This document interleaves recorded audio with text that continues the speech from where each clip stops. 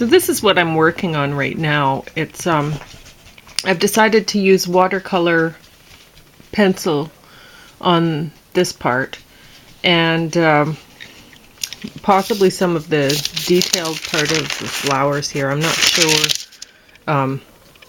Anyway, this is a combination of two photographs that were taken. This one I took, that of my dad, and I've got the light shining on it so I can't really see it very well. There we go. And then he took this one of me, or I don't know, I think I would have taken a picture first and then he, or maybe, I don't know which one went first, but anyway, he was the better photographer. He composed it really nicely. So this is the one that I'm using.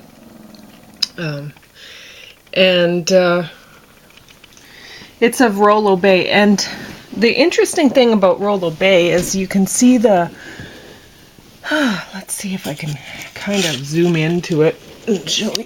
See, you can't really see it too well, but the water looks kind of purplish there because it's shallow. You can see it better in the one I took, actually. Purple. See, because the water is shallow there, so the purple shines through. The sand, the red sand, like here, when I photocopied the photograph, the color didn't take very well. So I'll have to refer back to the photos in my album, actually, to get better color on things. But this is helping me quite a lot, just clipping the photocopy up. But the sand is, I mean, much redder than that. It came out yellow in the photocopy there. But anyway, but you can still see even with the photocopies that it's purple water there, which is very pretty. And somebody had the sense to set up a picnic table there. And so this is what I do. This is what I've always used tracing paper for, is just to buy it and then lay it out on my picture. And then when my hand's working, I can rest my hand right on there. So then I don't end up messing up whatever I've drawn underneath. So I worked on the water and up at the top, and I just worked my way over, and then I ended up doing Dad's head after the soil, and then I worked over here, and I think I did a pretty good job on the picnic table, actually. I think that'll come out really nicely. But I always end up making him look a little bit like Colonel Sanders, unfortunately. This time I'm going to try to put masking fluid in for a few highlights and stuff like that. Quite a lot of it on me, I think. And then I'm going to try to fix what I've done there with his ear, because that's horrible. I basically gave him like a cancer tumor on the side of his head. And maybe I did that because he had a brain tumor there, but not at this time. When we were traveling there, this was just a wonderful trip for me, not for him. He had bought a house in Cardigan, which was a place that he'd traveled to on sort of a honeymoon. It was after they'd already left the farm. They went, and Kathy and I stayed with my grandparents for the summer, and they went to travel around, and that's when they decided, that's it, we're moving there. So they'd stayed in a bed and breakfast in Cardigan, and he wanted to I guess have another honeymoon with Mum. So he bought a house in Cardigan, and it wasn't to his liking, and anyway, but it was a very romantic gesture, and he was stressed out on the trip. He didn't want to be there, and I told him, just stay, I'll come. So I got a plane ticket, and I went down there, and we had a nice little holiday, and that was nice. But this was actually the trip when I went to Montreal, in a sense. I didn't go to Montreal at all, but from a poetic point of view, or whatever way of looking at it, just like Agnes went to Montreal, this was my Montreal. And I had lived in PEI when I was a little kid for a couple of years, because Dad decided that's where we were going to go. And it was wonderful. We lived, actually, there was this beach. That's the house that we lived in, but it didn't look like that then. And I just noticed, like, I was so disappointed when we went there because somebody, like, I had read later on, I don't know, maybe when I was a teenager or something, that the house that we lived in was a historic site. So I read all about it and I was like, wow, we lived in a historic site. And so I thought it'll be there forever. And somebody, I guess people have money and they can do whatever they want, and they renovated the house so it's nothing like what it was. But I noticed something wonderful. So I was all depressed on that trip, and I was unhappy showing my husband when we went on a trip later on. Even though it was still nice seeing the beach and everything, although it's different too, because when I was little there'd be clams spitting up all over. When you walk, they just spit.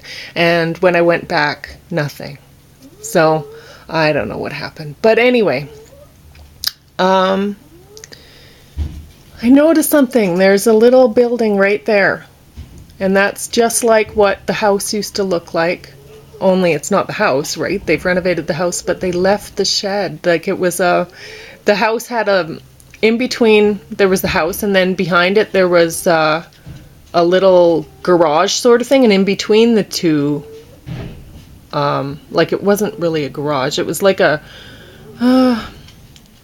well, it had like a bedroom sort of thing up top, but in the below was like a wood shop, so maybe it was a servant's house, I'm not sure, but in between there was a clothesline, that's where my mom had hang the clothes, but I think that's the servants' quarters or whatever. I think they just moved it over so they could renovate the house as they liked, which made me really happy. So this is my Montreal. This is where I went back to. And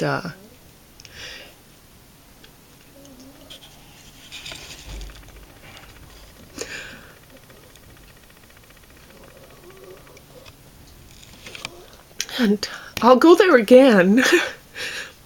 Just not right now, but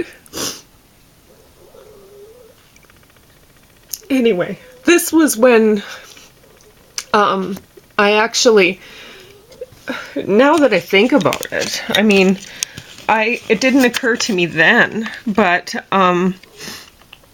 it certainly occurred to my ex-boyfriend. This was when I was leaving.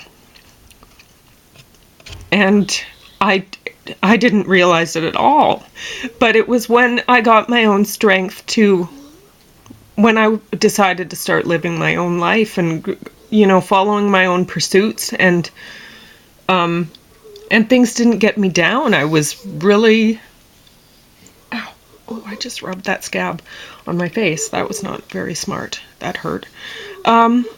Anyway, so I was planning. I bought this house, and I was going to live here for 5 years, and I was going to have it paid off, and then I was going to sell it, and I was going to move there.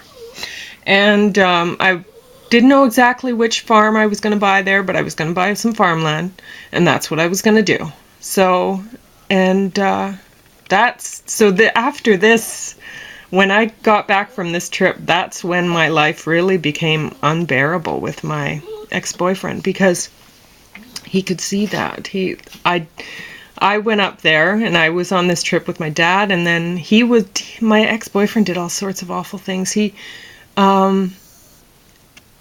would, after that, he'd show up at my work, and there was so much drama, and I didn't know what was going on at the time, and like, I went on a golf trip with the whole group, and for work, and I was like, I don't play golf, I don't know how, and they were really nice about it and everything, and they were helping me play golf, and then finally they just let me not, because I couldn't play golf, so I just hung up.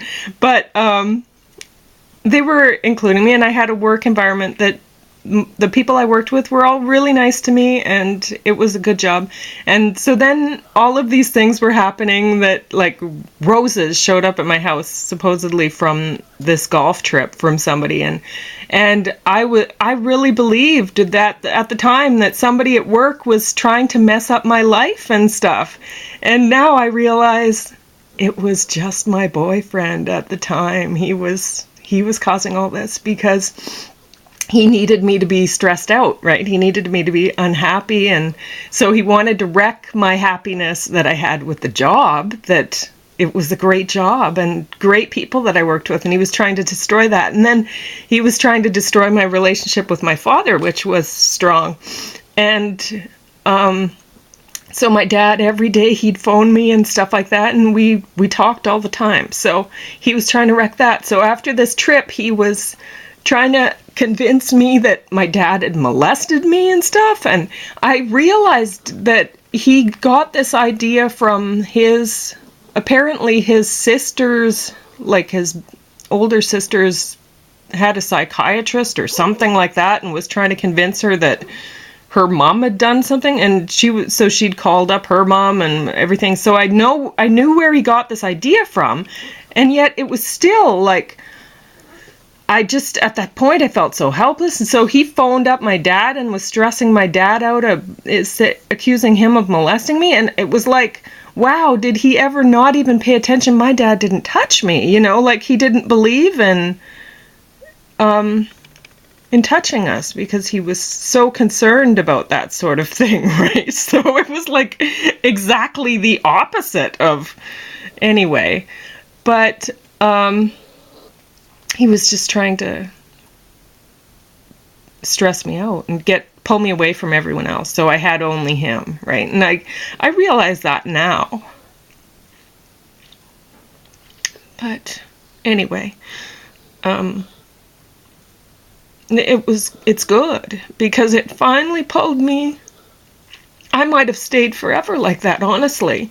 Like I was following my stuff, but I might have stayed with him. I would have just kept carrying on, I'm sure. But I mean, he made it so unbearable that finally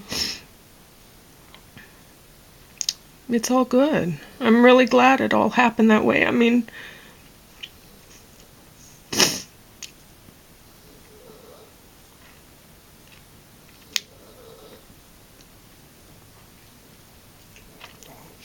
I wish I still had my dad. And I wish I didn't make him look like Colonel Sanders when I tried to paint him. But so far I haven't been able to do it right, but one day I will.